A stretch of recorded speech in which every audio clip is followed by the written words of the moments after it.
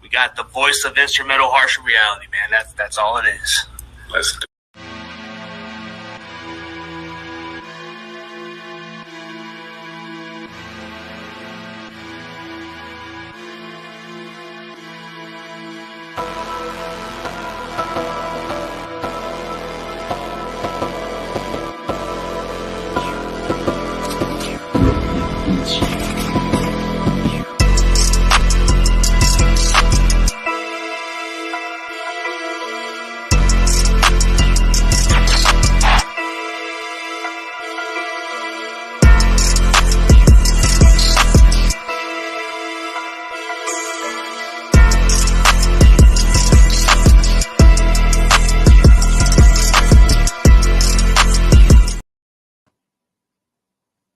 What's up, everybody? We are back on another episode of Ruthless and Harp Show, and my co-host Jay Harp II is back once again.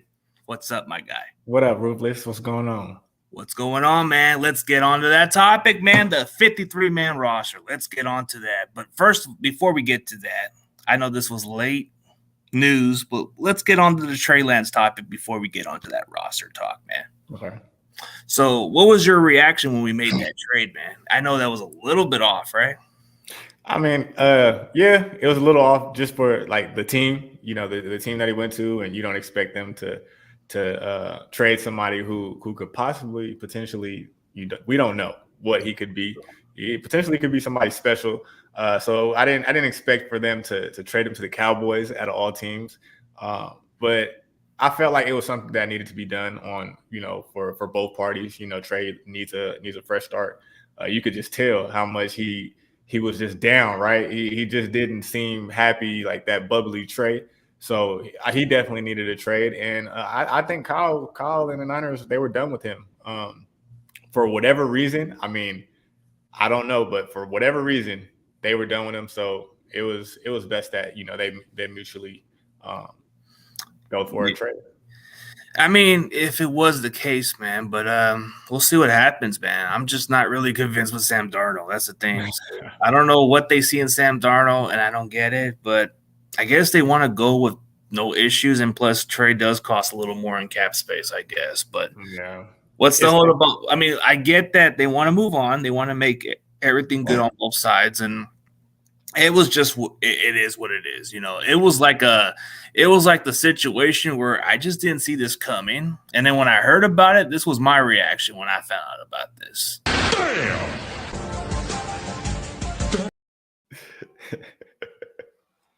Like, man, like what the heck? Like that was just a weird trade, but you give up for a 4th round? Okay, I guess. Yeah. But you know what? Since we're on to what's going on with the rosters, man, let's discuss the 53-man roster. I know that's something we got to talk about, but which player? I mean, what do you thought of the overall roster, man? It was what I was expecting. I mean, there was a few changes on the back end that I wasn't expecting. Like it was a surprise. Your dude Braden Willis made the team, and I don't know if that's because Latu was hurt, but Latu didn't really prove or show anything. So it was what I was expecting. It was pretty straightforward. I feel like a lot of there was some players that maybe could have passed along the waivers, like keeping Brandon Allen. Like I didn't understand that. Keeping Brandon Allen where we just saw the New England Patriots get both of their quarterbacks back on waivers. And was able to sign them to the practice squad. So it was little things like that. But hey, I mean, I trust the Niners. They've done a good job of having talent and roster construction and things like that outside of this whole little Trey Lance thing. So hey, they know what they're doing, and so I'm not gonna make a big deal out of it. Yeah, we can't question the moves, whether it's unpopular or not. But, like, it seemed obvious the way they had the roster set up. There was just quite a few players that I just didn't expect to make the team. But we'll get to that very later. But, I get that you want to keep 3 quarterbacks. But I don't think anybody was going to claim Brendan Allen off waivers. I don't think so. Because if Bailey Zappi got past the waiver wires and got back to the Patriots practice squad, we could have at least tried to like keep Jamison on the roster at least. But that one was a bit caught. That was somebody I kind of had a feeling that if we did cut him, there was going to be a team that was going to take him. So that really kind of shocked me a little bit. Like, no, and I agree, and that's why I was like, you keep Brandon Allen on the roster where I think you can find another number 3. I know it's different because he spent like their whole training camp summer with them, so he knows the offense and things like that. But again, it does take away some of the younger talent that you brought along through camp and who seem kind of like they could be some depth pieces, like you said, Jamison, his return ability and things like that. And then Manning, he put on a show on film against the Broncos. And that could have been a developmental piece, but it's nothing to cry about. We don't know what these dudes are going to be. They might end up being something special, and it'll be a loss on the Niners. But again, we've seen the Niners throughout the regime here, make the right moves, and I'm not going to let this whole Trey Lance situation just like let me forget that. So I trust the Niners. Their team is still stacked. I mean, as far as depth, I don't know, but from the top to the middle, like they're stacked, right? They have some of the best position players on their team in the NFL. So I'm not too concerned, but yeah, it would have been fun to keep Jamison around and maybe Manning just to see what they can become. Yeah, I can see where you're coming from. But, like, as far as surprise cuts, I would have thought Marlon Davidson made a strong case, but he got cut. And then T.Y. McGill, despite how he played, I thought he was a little bit better than Kinlaw. So it's surprising that I seen that guy cut because I would have thought maybe those guys would have made a strong case over Kinlaw, but they're really trying to hold on to Kinlaw. I think Kinlaw's days are over by next year, I'm thinking, Yeah, it's tough, man. Like, I agree with you, right? I agree with you 100%. But it's like Kinlaw, he'll show this freak athleticism, strength type of play, and then the next play he's just getting choked and thrown out the club and things like that. So it's like, I don't know. Can somebody tap into his potential where he can be a decent role player? Or I think that's what they're hoping for. Like maybe something will click where. I think he's past the stage where we're thinking, he can be the next Buckner or something like that. We're past that stage. He's not going to be. Yeah, he's not going to be anything like that. But as far as like a depth piece, maybe like a rotational piece, he does show flashes. But that bad, when you see bad on that film, it's really bad. So I don't know. Maybe they think they can tap into something. But we'll see. Yeah, I mean, I just don't get why. Like, since they already moved on from Trey, I would have been fine with them cutting their losses with Kinlaw at this point. Like, you don't need to have a guy that's not really consistent. Like if you want to keep Marlon Davidson, at least he showed some flashes as a run stopper. I mean, T.Y. McGill, I kind of like what I've seen from him. At least you could have kept those guys. I would have been fine with Kinlaw being gone, but maybe they just couldn't find a trade suitor for this because if they cut him, they still have to pay the remaining of what he was owed. So that wouldn't be smart on our move. So yeah, I think keeping him on the roster is just because they had to be forced to keep him, or else they would have been planning on cutting him already. Yeah, it's something, and I was joking with one of my buddies earlier. Like it's good to see that they do value some positions that they want to develop. So, they think they can develop him into something. I don't know what it is, but hey, at least they value development and on their roster. So yeah, even though they don't the quarterback position. Oh yeah. Oh, you know what, man? Since we're gonna go on this, since we were kind of criticizing certain players on the offseason about the roster, man, let's go on to the players we were wrong about from the get-go because we said they weren't gonna make the team. So I'm gonna give you my 5 players that I felt wrong about. Avery Thomas is definitely number 1 because I just didn't see no point of him making the team. But for whatever reason, it shocks me that he still makes the roster. So it's kind of like, man, we could have kept Jamison over this guy. But the fact that he made the roster, he did shock me for that part. Let's see. Dwelly, man. Ross Dwelly, how many? He's like the Dante Johnson of the tight end position. How many damn times is he going to make the roster? He should have been a free agent. We should have let him walk. But no, we got to keep him. It's like, come on, man. This is why we drafted 2 tight ends for, but the other one's better. I mean, it's just funny, but I guess that's 2 right there. Yeah. So then if I'm going to go on number 3, it's going to be a good one. Javon Kinlaw, come on, man. I'm done with this guy. I'm done with him. Kinlaw, you're already like, I'm done with you, man. You don't got no potential no more. You're inconsistent. I've seen enough of you. Let's see. Another guy that I expected to be cut is still on the roster, and I was saying he won't even make the team, but at first I just wasn't sure because it was pretty stacked. So I'll give my flowers, and I actually been giving this guy a lot of praise lately since the preseason. So I'm going to say Ronnie Bell gets his due because we actually did say we don't know if he'll make the roster. Right. He kind of showed the flashes. So that's why I'm not putting him at the high spot because I feel like I wasn't being too down on him. I said he got potential. Maybe he'll make it on the practice squad, which I was wrong about. So that's number 4. And then the last one that I wasn't really sure about, man, it just really catches me by surprise. But Charlie Warner, are you serious? This is a blocking specialist guy. These are the 2 tight end scrubs that I thought they were going to be gone. Yeah. But they're here. Like you're next on yours, man. Those are 100% agree with you, man. Like Ambry Thomas, he shocked me, right? I thought this was the year Ambry Thomas was, he was on thin ice and he showed some things. He showed some things in the preseason games. Again, I wasn't at all of the practices or anything, but he showed stuff at the joint practices that I was able to attend, and then he did show things on film. So, I was definitely wrong about him, and I'm glad I was wrong about him because I think we need a position and for him to step up at corner, right? I do still think that Womack will be a better player if he's not already.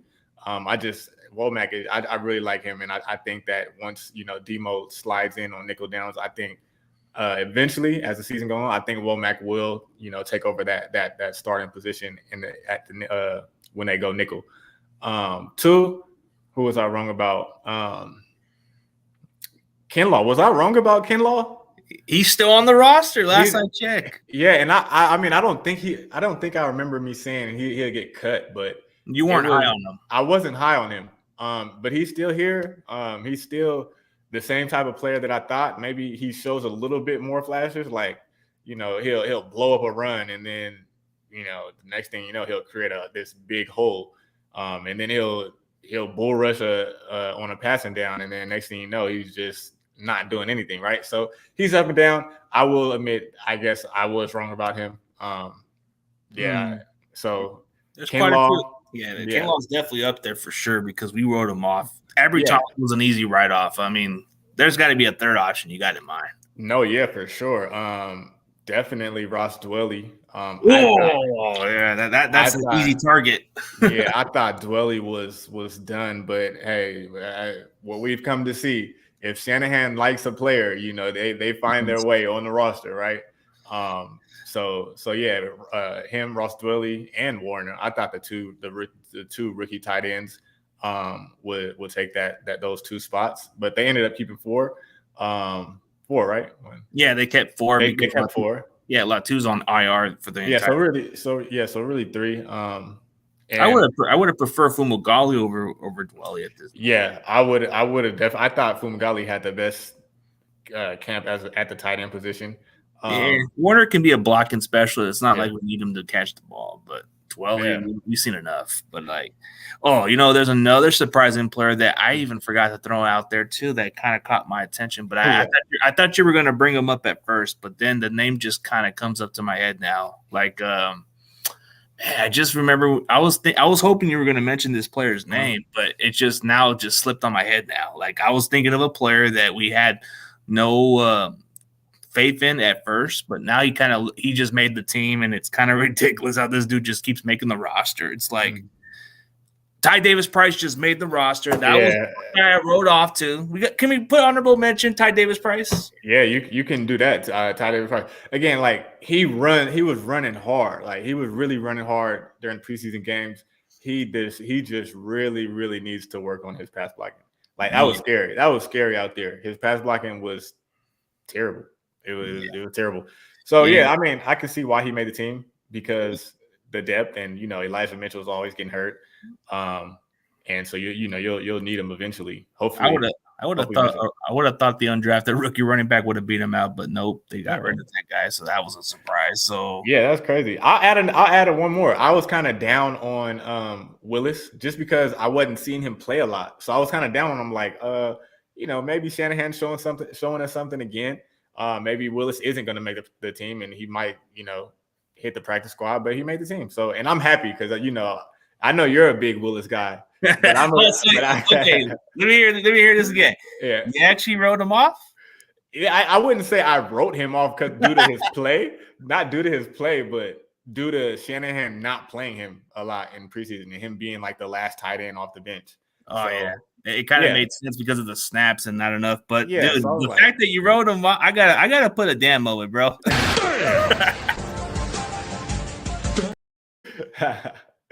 No, but yeah, I'm glad. I know you're happy. I'm glad he made the team, and I hope he gets some run. Right, that second receiving type tight end.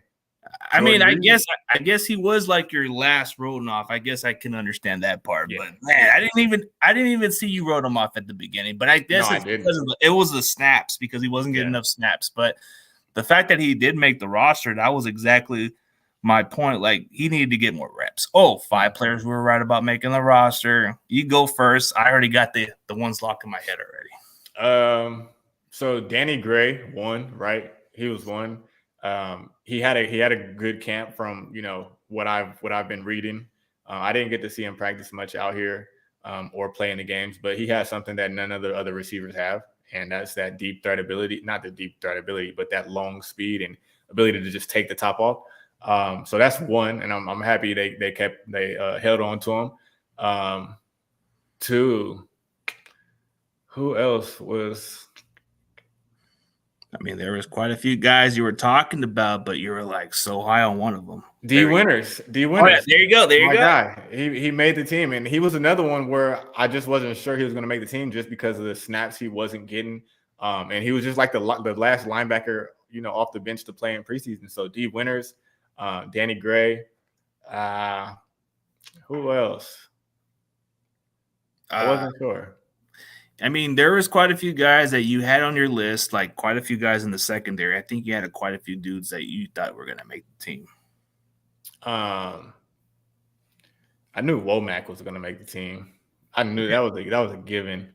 But okay, so it's a given for him. Okay, so which one did you had a feeling he was going to make the roster? Nah, I feel like I can't remember. I can't remember. I'll let you go because. Okay. Yeah. So I guess you only got one to go with. All right. So the surprise one, the ones that I had a feeling would make the team. Jalen Graham, I felt like he was going to make the team. I guess Braden Willis, number 2. Let's see, cornerback wise, I think there was a cornerback I already knew that was going to make the team, but Darrell Luter was going to be placed on IR anyways. I don't even with him not playing, they were going to expect to keep him on the roster anyway. Yeah. So that's probably like their way of redshirting. They do that a lot. Yeah, I guess I can take off the redshirt player. Yeah. Okay, I'll take off the redshirt player off the list. As far as the guy that I already had a feeling was going to make the roster was Khalil Davis. I had a feeling he was because what I've seen in the offseason and what he's done in the preseason, it was pretty obvious why they didn't even decide to keep T.Y. McGill and those other guys. So they like what they've seen, so he's a lock. So that's 3 that I had a feeling for. I guess D. Winters was just a guy that had the flashes. I've seen a lot of potential. And Khalil Farrell, I had a feeling he was going to make the team because of the way he can step in and develop. So those are easy my 5 guys. Yeah. You know who also I was wrong about? What were you wrong about? I was wrong about Ronnie Gray or Ronnie Bell.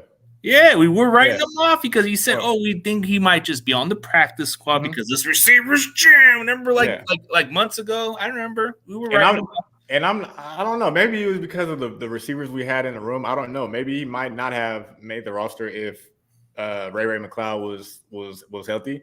But he still made noise in the preseason. So I wasn't high on him coming out of college.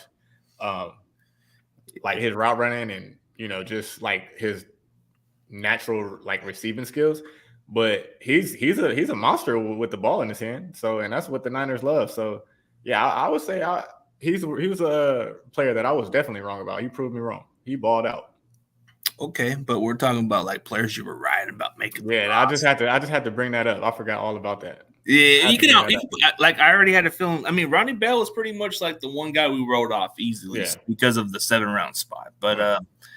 I guess as far as the one you were right about, man, like I guess you were right about the kicker, right? Nah. Maybe. Hey, he made the list. But He made it on. That's That's great. oh, okay. Maybe I'll assist you and see if you agree on these players. Okay, the one player that you were right about. I guess, like you said, it has to be somebody that you were pretty high on. I guess you can go with Graham and Winter, right? I mean, Graham also. Yeah, I was Graham and Winters. I definitely thought they both were gonna make it. And yeah, Graham took off. Like I think he's gonna be a really good middle linebacker. You know, as time goes on. Yeah, I think as far as he's developed, he'll be all right. Yeah. Trying to think of another guy you were thinking. I mean, there was another guy we kept on the roster, but it's like kind of slips. Oh, I think you were high on Flanagan Foles, right? No. Well, I don't think so. I mean, I didn't think any of those linebackers separated themselves. I think they're all pretty good. Like McCrary Ball and those dudes. I think they're all pretty good, but I don't think any one of them like separated themselves from the pack. So as far as that, so I got you. So you got 3 of the guys that you were right about. Let's see. I got to help you with somebody that you got in mind, like the one guy. So what's I guess since he's your boy, I'll go with John Feliciano for this one, because you did say he would be a lock as the back. Yeah, no, definitely. Especially with his experience and you know, he's played a lot of football in this league. So no, I definitely think he was a lock. I think he can go in and, you know, give you some quality snaps if you need it at center or both guard positions. So yeah, I definitely knew Fleece would make the roster. I definitely did. That was, I guess I had to throw that one out there because it seemed like an obvious choice for you. So yeah, I guess maybe something just keeps slipping on your head a little bit. So maybe you might have to. Maybe I'll come back to it. It'll come back to it, but I'm pretty sure when it slips in, we'll get to that. But hey, what's up, Corey? Let's say hello to the chat. Daniel Berry Sports. Hey, Butterfly. Hey, Corey Davis. How's it going? Salute to everybody. You know what? I don't know what the expectations going to be, but they're already putting their money on Brock Purdy, man. So the media just seems to give this guy some hype, and then there's a little bit down on Brock Purdy. So, I'm like, I love Brock, right? But what is he going to be? We've seen 6 really good starts up and down. Like, yes, we won the games, but he did have some up plays. He had some down plays, right? But I think if he plays like he played last year, this team could definitely still go to the Super Bowl. He definitely should be starting. Never once thought that Trey should start over him just due to what he did in the games. But no, I love Brock. But like, what's his ceiling, right? What's his ceiling? I think his ceiling is pretty much that, because we just saw what he was. It's just the difference was the defense didn't have no film on the kid. So I'm not writing off Brock Purdy. I'm hoping the guy makes a great story and becomes one of the most successful picks in NFL history. I hope that it erases the mistakes by Shanahan, because I would hate to see this happen with the team, because if Shanahan cannot get this team in the playoffs this year, he's going to be on the hot seat. And I don't think Jed York's going to put up with it for too long, because they made too many how many decisions does this need to happen? Yeah. Let me ask you this. So what do you think? What do you think about this? Like, say Brock Purdy does become a really, really good, successful quarterback in this league, right? The top 15. I mean, I would say that's around his ceiling, like top 15. But Trey Lance also becomes a really good superstar in this league. Do you think that saves him from any type of scrutiny, or what do you think? What do you think about that? What if that happens? Okay, here's how this can erase it for Shanahan.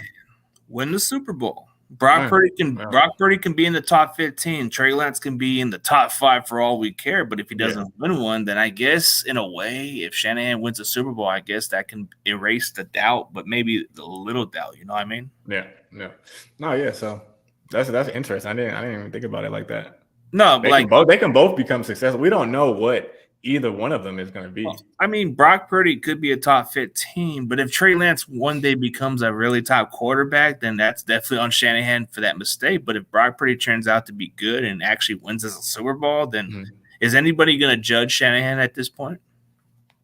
Not with a win Super Bowl. It don't matter. It doesn't matter what type of player Trey Lance is, but if we win a Super Bowl, it erases the doubt on Shanahan a little bit. But here's what it can happen for Shanahan: if he comes on top with Brock Purdy as the starting quarterback, Shanahan's going to get the most credit for this because he doesn't want a superstar quarterback.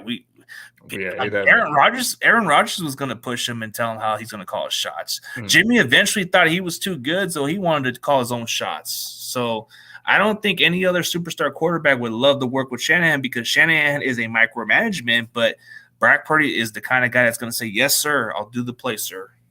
Yeah, and I just think like that Jimmy G, Brock Purdy type of quarterback. I would say Brock Purdy is a bit different than Jimmy G because he's mobile.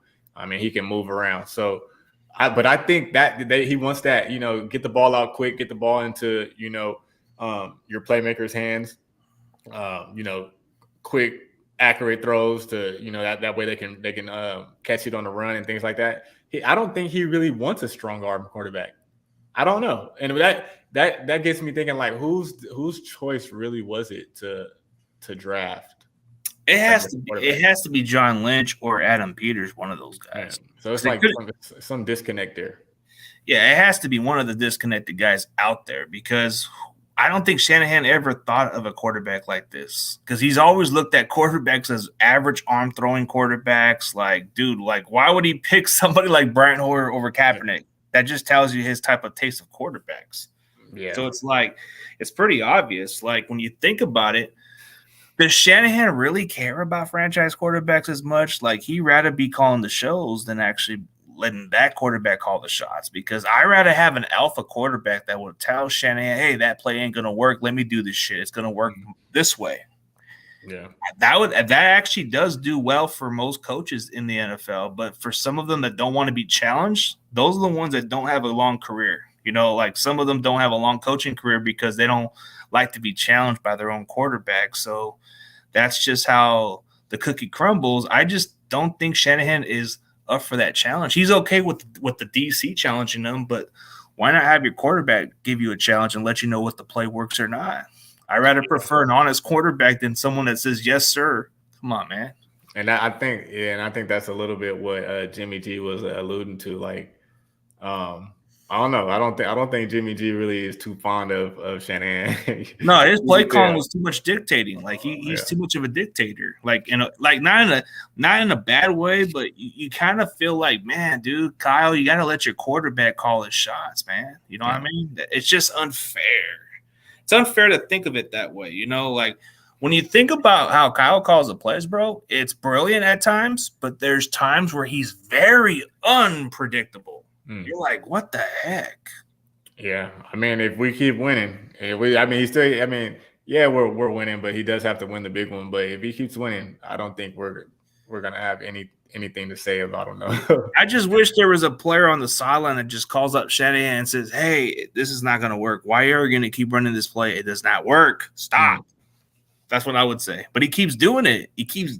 I'm like, okay, dude, are you thinking it's going to work because it worked on Madden? Yeah, but there's a lot of drama outside of the Niners. There's a Nick Bosa news. I'm hearing a lot of buzz about Nick Bosa. There's a possibility that there can be a contract within the next few days. If that's what you're asking for, Corey, I'm hearing the news that there's a possibility in the next few days that a Nick Bosa contract should be done. According to Jason Dumas, I guess from sources, he got sources that he knows, and I guess he has credibility from inside the Bay Area that he's heard a lot of stuff going on right there. So what's your thoughts of it? Man, hurry up and get him in into practice, get him around the team, get him a few live reps, going full speed, get him in actual game shape, even though he probably is in game shape, but yeah, pay him. Pay the man. He changes the defense. He makes his defense a top 5 for sure. Top 5 defense. But he's demanding top dollars. I'm hoping he takes a little less than Donald because then that would be good for us. But if he takes more than Donald, that's going to pretty much put us in the top of the cap space issues. Yeah, he won't. He's not taking less. I mean, and he deserves a lot. But yeah, they're not going to trade him. I think they love Bosa. So yeah, you got to pay him if you want him. You got to pay him what he wants. Yeah. So when you heard about that report from Reddix, man, I just don't know what to believe. Like, I guess they said something about the McCaffrey trade happened and this, and they reported this before this was going to happen. Mm-hmm. And then I guess somebody debunked this. Albright debunked those people. And I guess we're kind of getting concerned about the contract. And I'm like, man, the Nick Bosa deal was kind of like, we ain't worried about it. And then weeks later, it's starting to become a concern. So I started making a little blank check of him on there, man. Just give him a blank check. Let him sign his contract and get it over with. And I think the reason why this is going to hold up for a while is because Parat Marate is just not a typical deal breaker at times. Like, he's a low balling contract guy. He wants to make sure we're not suffering financially, but at some point you got to cough it up, my guy. Yeah, I mean, after Nick Bosa won Defensive Player of the Year, he did it in dominating fashion too. Like, he's a beast out there, right? Mm-hmm. Like, why? You're gonna have to pay him top dollars unless he's. I don't know. Unless he's asking for something outrageous. Like, no, he's gonna be the highest paid defensive player in history, right? That's what I think. And so give it to him, right? Get him in here as earlier rather than later. Now I think this is creating a problem and a buzz around the Niners. I know they said Trey Lance. The thing with Trey Lance is creating a problem and a distraction around the 49ers. But I think this is creating a distraction as well. And I'm not going to put this on Bosa because Bosa deserves to get what he played for and what he showed he deserves, right? So pay him. Yeah, we got to pay the guy. And to be honest with you, it is going to linger into a distraction until he shows up. So, you might question a little bit on the front office and all that stuff, man. Like, it's definitely on their reputation. Like, I guess at times we do take some chances on some signing players, and then sometimes we try to lowball a little bit here and there. But the comparison of what they're saying between Buckner and Bosa is completely different. Like, you had to choose between two other guys. You don't have that option. You have to pay Bosa or else it is what it is. Like, we're already in the progress of making a contract happen. It's just, I guess when you're comparing the difference between DeForest Buckner's situation, there was two guys that were going to be free agents at that point. And Buckner was on his fifth-year option, but Armstead was somebody they were going to just sign for the cheaper deal compared to what Buckner was. So that's why they chose Armstead, or else they would have went with Buckner. But you want to go with somebody who's going to be taking a friendly deal and actually help your team, I guess. But was I really okay with the Armstead signing at that point? No, because I felt like he was unproven. He only had one breakout season. Buckner gave you consistency compared to him, but it was a business decision. This time it's different because Bosa is his own person. There's no other option for the Niners to choose. They can't just choose another DN because the other DN's on a rookie deal. So, yeah, and he's not Bosa, so yeah, got to pay the man or trade the man. I hope it's not trade the man, but it's possible. That would be breaking news, and that would be that'd be a big distraction. It'll be a suicide watch from the Bay, man, if we have to see this happen. But that happens. The hot seat for Kyle. Kyle's got to be on the hot seat. We don't make the playoffs that year. Oh, you got to go.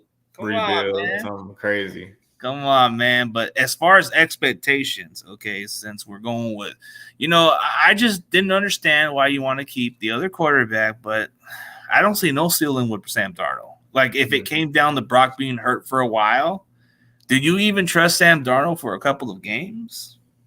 It's a tricky question because no, I don't trust him. But with this team, I guess you throw him out there and just you gotta really put Darnold in a bubble. Like, you can't have him out there trying to create, and that's when the turnovers come up. So you'll really have to baby Darnold, give him this basic game plan. Like, really, so I don't trust him. I don't think he should be the second quarterback. He hasn't shown nothing. He hasn't proven nothing. But Kyle sees something in him, so that's why he's quarterback too. I don't know. And I don't know. again, I wasn't there at every single practice, like other content creators or reporters or beat writers were. But I have yet to see somebody say that Darnold actually beat out Trey. And yeah. and I just don't whatever. Like I just hope Purdy stays healthy because I don't trust him.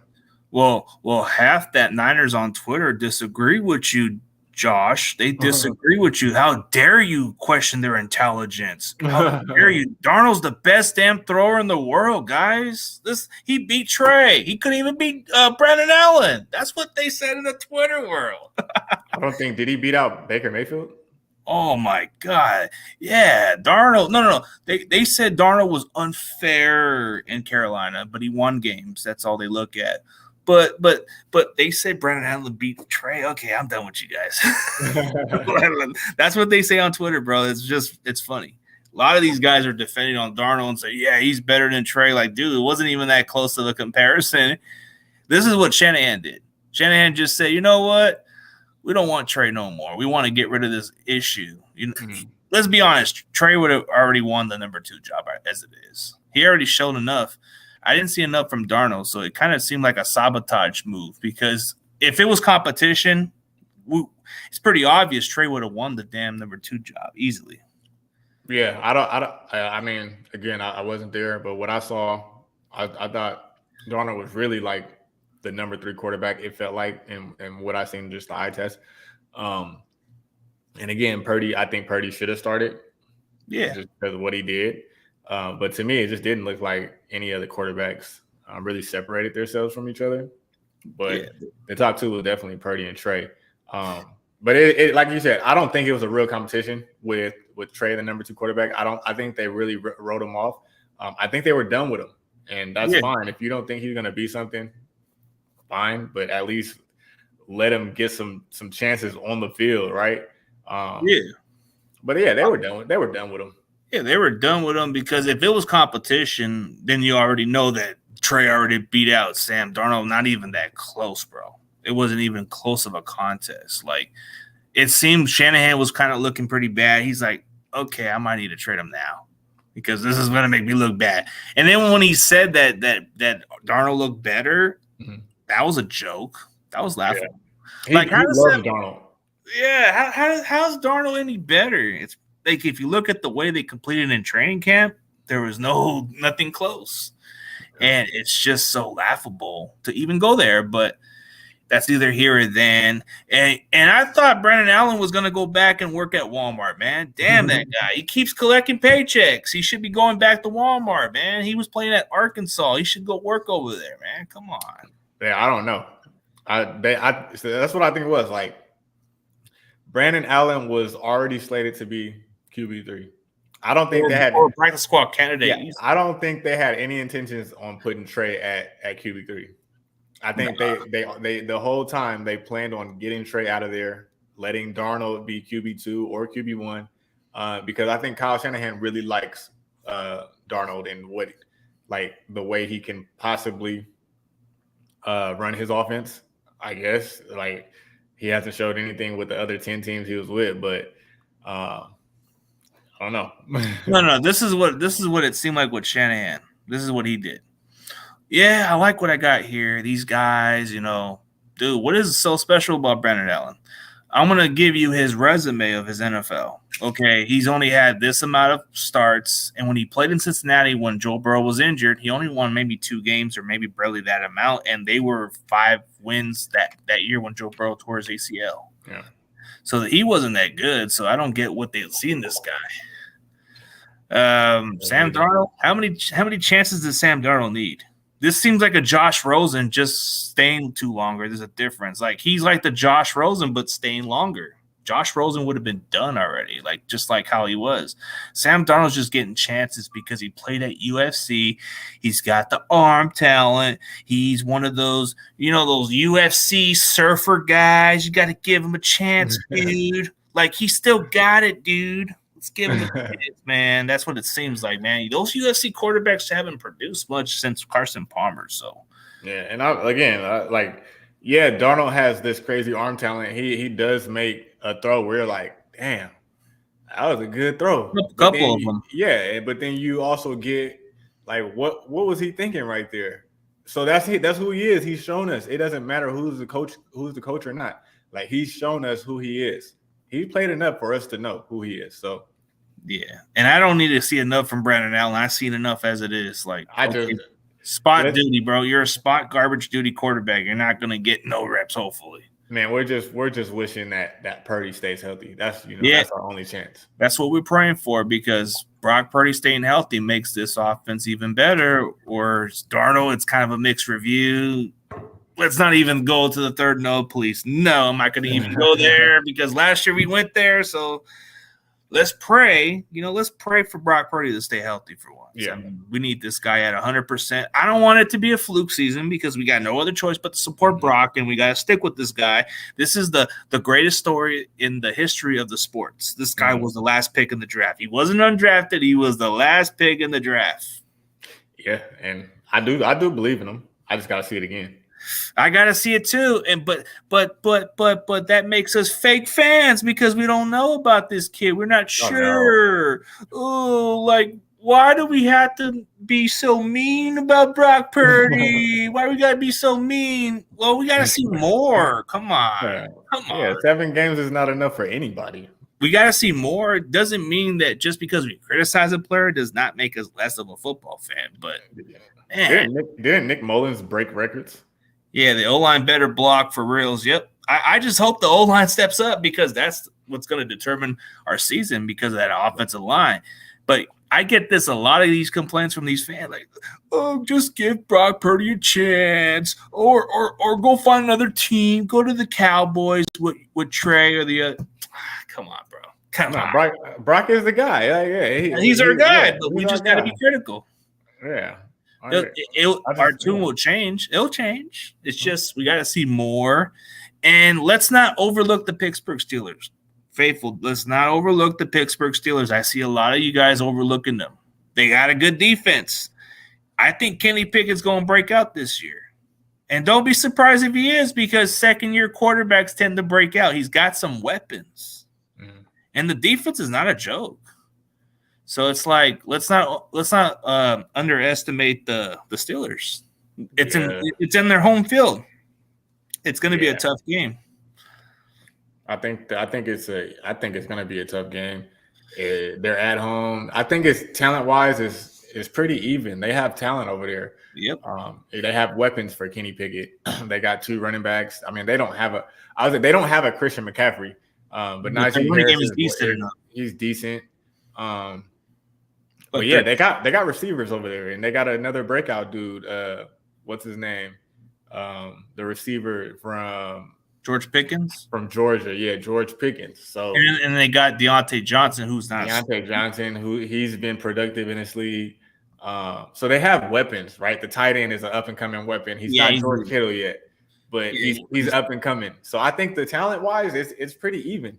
But the Niners are the Niners, and they've been rocking together for some time now, and they've been playing together. So they definitely gotta bring that dub home.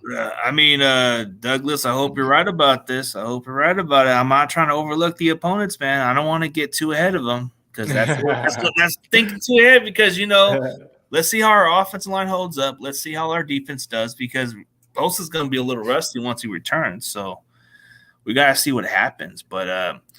It wouldn't surprise me how we start because we always have those slow starts. You think this season is it gonna change this year, or we're gonna go back to those slow starts again?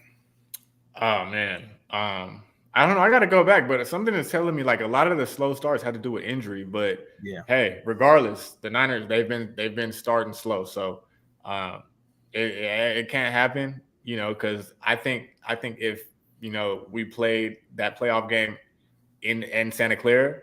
I think it's a little different, right? It's a different advantage. So that should be the goal. You don't want to play Philly again in the playoffs. No, it was get another there, right? disaster. It was a disaster, dude. Yeah. Like that was a disadvantage the way it ended. But you know what? You're right, man. We gotta have it throughout the playoffs and Levi's, man. You want to know the record for the Niners at Levi's? 11-1. What is it? No. The record in the playoffs for the Niners playing at Levi's. You want to know what the record is? Okay. Their first playoff game was against the Vikings. They won that one. The NFC Championship against the Packers. They won that one. Okay, let's see. Dallas, the Seahawks and Cowboys. So they're 4-0. They never lost at Levi's in the playoffs. We got to get a home field advantage throughout the playoffs. Yeah. I think that's what gets us to the Super Bowl is to play at Levi's. NFC Championship. It has to be at Levi's. That's all I'm asking for. Can we have an NFC Championship game at Levi's? So that means winning the games that you need to win. This is a game that you need to win. Yeah, and that's what I'm feeling for, man. We got to get on a good start. And you know what can be a little concerning right now? Hufanga. I'm hearing something about the issue he has, where it can be lingering. I don't know. Does that feel like manageable? Because I know he has to deal with something kind of like something on his calf or his knee area. So I'm not too familiar with that injury. So I don't know, but it's concerning. It's concerning. So do you think there's a good chance that Jair Brown might even have to go out there? Because I think I think he plays pretty much that role pretty well, or even played that kind of role. I think Jair will be out there regardless. Yeah, I think so too. But I think he's going to get some type of playing time. No, I think his role is going to increase if Hufanga misses some time with that knee issue or whatever. Yeah, so. Yeah, but I think as far as a fan concerned, bro, I just don't want the slow start. I want us to go on a hot start, just like how we started off in 2019. We had a hot start. We had home field advantage throughout the playoffs. Can we get back to that form at least? Yeah. I get that slow starts has to do with the injuries and stuff like that, but I think we're already getting past those injury bugs. I think it's only a few injury bugs we've been dealing with lately, but it's not that. I guess the kicker, like, I don't know, word on the street is we're working out some kickers, and we haven't even considered calling good old Robbie Gould, man. I don't know. Yeah, do you think so? And unless it's for the rest of the year, I don't think Robbie Gould is gonna.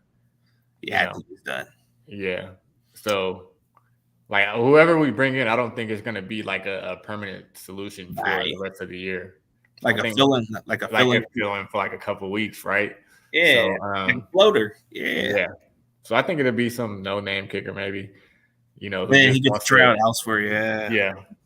I think that makes sense because Jake Moody should be back within the week or two. So which is scary. He needs to be kicking and getting right, man, because he was kind of shaky out there. So we can't even trade Zane Gonzalez at this point. We were thinking we were going to get some value out of this kicker, but nope. The injury just killed it. Yeah. Like nothing's been going our way lately. The botch trades, the botch replacements. Like, how does it get any worse, bro? I think our kicking game, I think as far as our season, I think this is going to be a bold prediction. I think our season will go as far as our kicker. I think that it will come down to it because I don't know what Jake Moody's going to be. We've seen the flashes, what he did on the Raiders and the Broncos. We don't know. Yeah, that's tough. That's tough, rookie kicker. Yeah, I'm hoping that he doesn't fail, but I'm thinking it will determine our kicker. Because what if it comes down to us at the 50-some yard line and we have to kick somewhere in between a 55 or somewhere around the, what is it like? We're at a position where we have to kick the 50-yard line. And the game's on the line. I mean, he got the leg for it. But can he be accurate? Can he be accurate? And that's the $1 million question right there. I think as far as I think we're pretty stacked, but I really do think it really determines our kicker. Because I don't see nothing that kind of like makes me feel like, oh, I'm not worried about our kicking game. I'm a little worried because with Jake Moody, bro, he should be able to make those kicks like he does in practice, but it seems like a different atmosphere for him. Right. So hopefully he gets right. Hopefully he's healthy. Hopefully, he'll turn it around and, make us feel confident, putting him out there because what we saw in preseason, man. I mean, from what I heard, he was making all the kicks in practice though. That's From what all I they heard. talk Yeah. about is practice, bro. Yeah. But it's a Yeah. different kind of atmosphere, like they say. But Yeah. since we're gonna have Danny Gray and Ray McLeod miss some time, I'm kind of wondering which receivers are we gonna bring on the roster. I'm guessing Willie Snead would probably make the most sense. Yeah, it'd be Willie Snead or Conley. One of the two, yeah, because it has I to be good experience for them. yeah, so I guess Willie Snead because he has some type of return ability in him. Yeah, and plus he can find his way to get back on the roster by making up some lies and say this is the next Drew Brees. Nah, what you did wrong, Willie. You're kind of just sucking up for the job, man. I get it. You want to get your paycheck. I get you. Much respect, but don't say he's another Drew Brees because you said that to Lamar Jackson. And I don't know where that comparison came from. So no. Either No. I wouldn't call Drew Brees Lamar Jackson or vice versa. So I would have just called Lamar Jackson Michael Vick because it's very similar skill set, very similar talent. Like they're very electrifying. Like if I wanted to go watch a game in person, I would like to see those guys play. Yeah. I mean, don't get me wrong. When you want to, like when you think of Lamar Jackson playing football, isn't he the kind of guy that's worth watching? Oh yeah, that's why I'm going. Electrifying, kind of like your Michael Vick prime, man. Yeah, that's why I will be at the December 25th game. So Christmas, I will be there. Oh, dude, you're lucky you. Yeah. September 17th, I'm going down SoFi. Hopefully you come down there so we can chop it up and make a live video or just make a little quick video here and there and then just go kick it at the barbecue, whatever. Yeah. So you got plans for that or not? I'm gonna try. I mean, I'm not gonna go. I'm probably gonna hit like 4 or 5 games this year. Yeah, try to get the SoFi one, man. I'll try. Yeah. It gotta make sense. It's got to make sense for you, but yeah, I don't really want it. Like the Rams don't have anybody. I don't want to go see anybody play on the Rams. So, well, it's worth to see the takeover. You want to see all the red take over, right? Yeah, I was there at the Tart game. I was at that game, so I've seen the takeover for sure. It's got to be one of those games that you got to write on your calendar and say, hey, we got to take over LA. Yeah, I might have to do that. See, I'm convinced you, man. It's worth taking over. Even though you said the Rams ain't worth watching, it's the Niners that's worth watching. No, they're always worth watching, for sure. So there's been some reports that's been going on with the Rams. Like Stafford's just not connecting with the young players, man. I don't know if there's any truth to that. That's crazy. So I think it came from his wife, right? Yeah.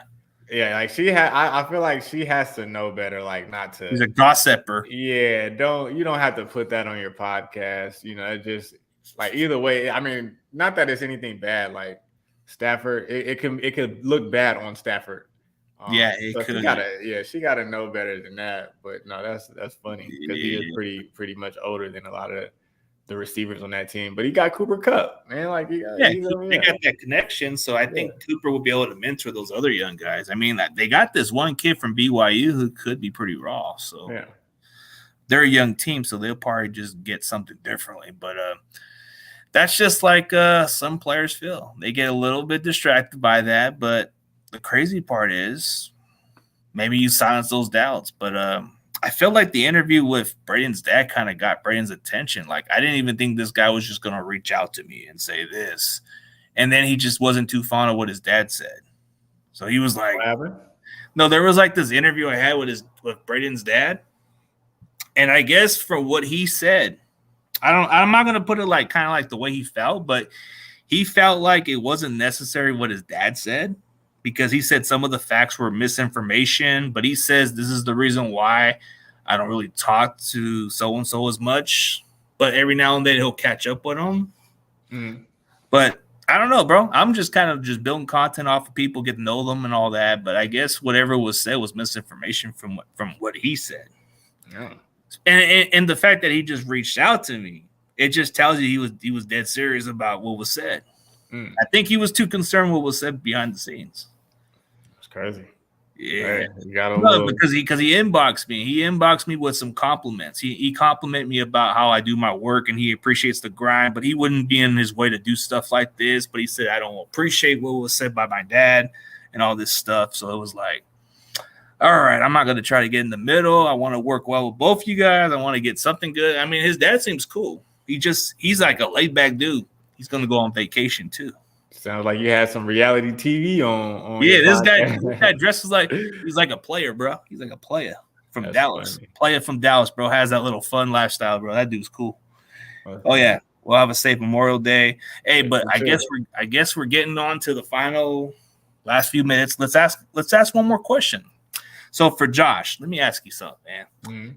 So if the Niners don't make the playoffs this year, does Kyle get on the hot seat or get fired? I think so.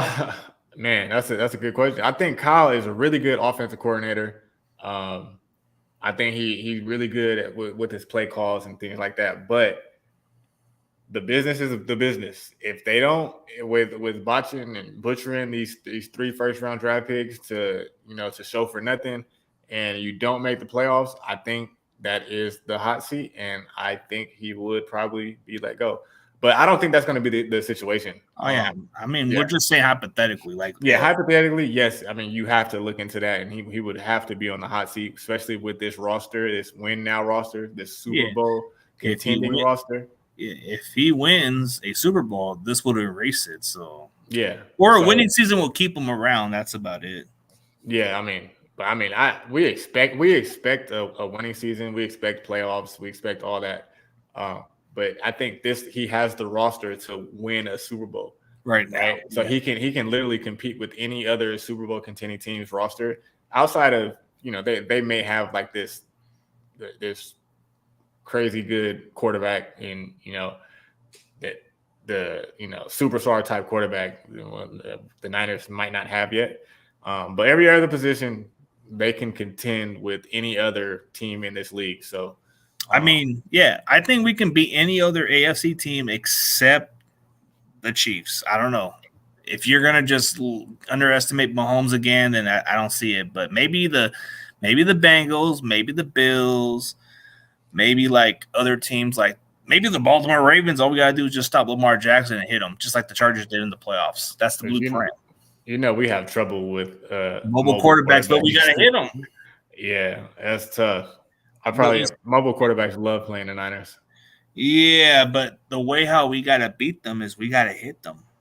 Yeah. But not hit them to intentionally not to injure them, but hit them to where they get the little little what's up and kind of get under their head a little bit. Yeah, believe it or not, Lamar doesn't really get hit often. Yeah, he doesn't, but whenever they get a chance, they got to take those hits on him just to get him a little bit of like, what's up, man? I'm going to be all day on you. Yeah, that's why December 25th, man. That's going to be a good game, hopefully. No, I agree, Douglas. Super Bowl, fire him. That's what I'm saying. Like, if I had the Vince McMahon's voice where he says, "You're fired." Well, I don't know. I mean, if we have another good season at NFC Championship, I don't think he'll stay around for a little while. He'll stay around, but I think the expectation is Super Bowl. I mean, he's been around longer. Yeah, we need to get a Super Bowl. This roster is going to start to become it's going to eventually decline and rebuild at some point. So he has to capitalize, or else it's going to take a couple years for us to get back to where we were. But I believe this is the year where we have to get further. Damn, banana hands. Yep, banana hands is what it is, man. But Peeps talking about Nick Bosa not being in football shape. Well, he doesn't. He just has to show up. That's all it is. No, yeah, and we know Bosa is going to be in shape. I'm just like, when I refer to his shape, I'm talking like the soft tissue, quick twitch type things. Yep. That's where it gets a little concerning a little bit, because if you're not in game shape, it's going to really get you some of those hamstrings and those other tissues and all that stuff. So, but I think we know Bosa is he's a warrior, right? He's an animal. Like, we know he's going to be in shape. We know the shape is not a problem. We just got to talk about the game shape and all that stuff. So Boo Boo gonna be ready. Well, we got to give the Steelers we got to show the world that Pittsburgh, hey, you got film on Brock Purdy. Let's see what you got. You got a few weeks to get ready. You got like less than 2 weeks to prepare. So let's see what Pittsburgh got. I'm not underestimating the Steelers. I think they're a good, solid squad. But I want to see how Brock does. I don't want it to be the flash of the pan, the Jimmy G vibe again. I want to see Brock Purdy become the greatest story of all time. So I want to see. Yeah. But as far as all that, I believe we covered a lot of stuff today, bro. We'll look forward to next week. But for everybody else, thank you guys for tuning in. Hey, but before we end the show, tell everybody where they can find your social media platform and tell them what you do lately, my guy. So you can find me on Twitter, J Harper II. It's in my screen thing right there. And then my YouTube channel is on there as well. So go ahead and subscribe and like, and so also subscribe and like to Ruthless and Harp Show and Ruthless's channel as well. So yeah, we'll work on something. Maybe we'll do a little extra show because I see you working on another project. Maybe on your other free time, we'll probably do a little recap quickly shows sometimes. Yeah, but for everybody else, go check out Josh Harper TV. Get this guy his 100 subs. Let's get him up to the goal. Follow him on Twitter. He's almost close to 5,000 followers, man. Give this guy a follow, man, or else I'm going to chase you guys. I had to do that. But for everybody else, thank you guys for tuning in. And as always, go Niners.